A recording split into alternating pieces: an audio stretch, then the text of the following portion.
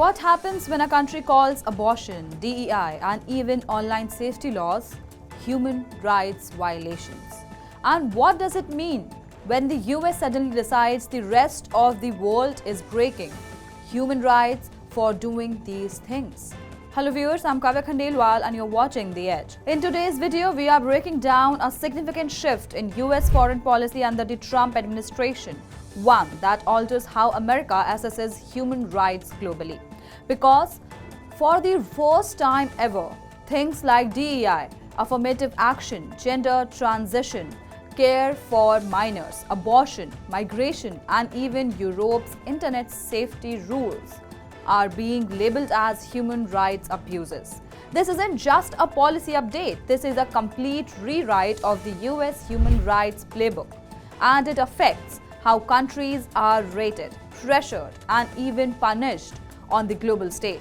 So let's unpack how we got here and why this matters for every country including India. Number one, the backstory. How the US Human Rights Report normally works for decades. The US State Department's Human Rights Report has been a huge deal. Every year, the US scores every country for things like torture, police violence, discrimination, censorship, political prisoners, and extrajudicial killings. Other nations, NGOs, and even the UN use this report as a reference point. Yes, Republican and Democratic governments emphasize different issues, but the basic structure never changed until now. Under the new rules, the administration has redefined what counts as human rights and what changes everything. Number two, what exactly has changed? A leaked directive shows that US embassies and consulates must now classify the following as potential human rights violations.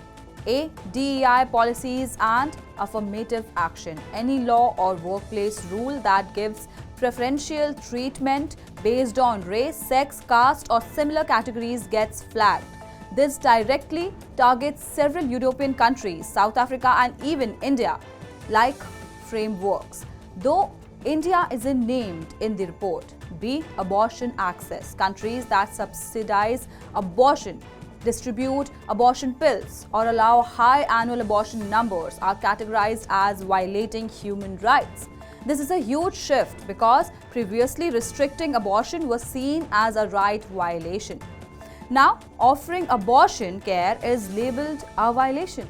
C. Gender transition procedures for minors. US officials must report any country that allows gender transition care for people under 18. The guidance calls these procedures chemical or surgical mutilation. This wording itself has already become a political flashpoint. D. Migration policies. Countries that allow or facilitate migration across their territory into the other countries will be flagged. This is unusual because traditionally blocking migration was criticized, not enabling it. E. Online safety and hate speech laws. European nations like France, Germany, and the UK have strict rules to curb hate speech and misinformation. But under the new rules, these laws are now seen as speech suppression and censorship. Basically, everything that aligns with progressive politics has been reclassified as a human rights issue. Number three, why is the US doing this? A senior State Department official said the goal is to change the behavior of governments. In simple words, the administration wants the global human rights conversation to match its domestic political agenda.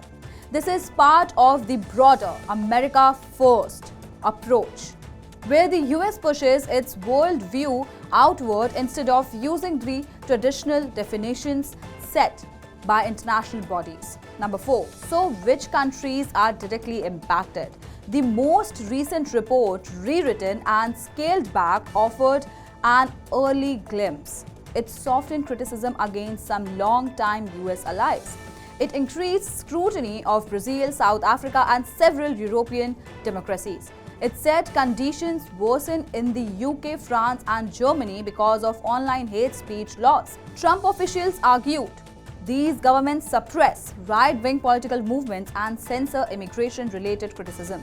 The reshuffle is political, but it's also strategic.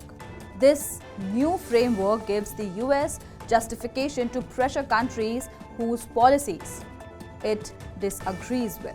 Number 5, the bigger problem. What counts as human rights anymore? This is where things get complicated.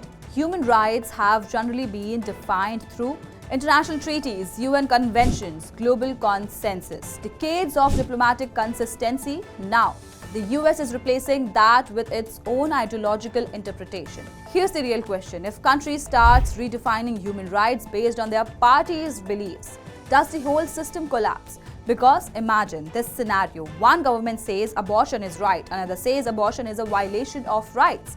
A third says DEI protects people, a fourth says DEI discriminates. How do you measure human rights when the definitions keep shifting? This is the tension the world is reacting to right now.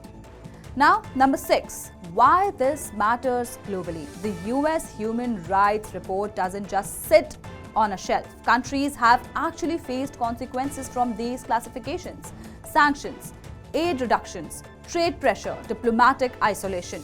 So when the US changes what it considers a human rights abuse, the ripple effect isn't symbolic, it's real. And here's the twist. Many of the things now labeled human rights violations are policies that other democracies consider basic rights or social protections. That means conflicts are coming, diplomatic tensions are coming, and countries may soon have to choose whether to follow international human rights norms or the US version of them. So, we are looking at a future where the US Human Rights Report may call out countries not for the torture or police violence, but for DEI, abortion access, gender transition care, migration policies, and online safety rules. This is one of the biggest ideological shifts in US foreign policy in decades, and the world is watching to see what happens next. What do you think? Should human rights be defined by global consensus or by individual governments? Drop your thoughts in the comments and don't forget to like, share, subscribe, and follow The Edge.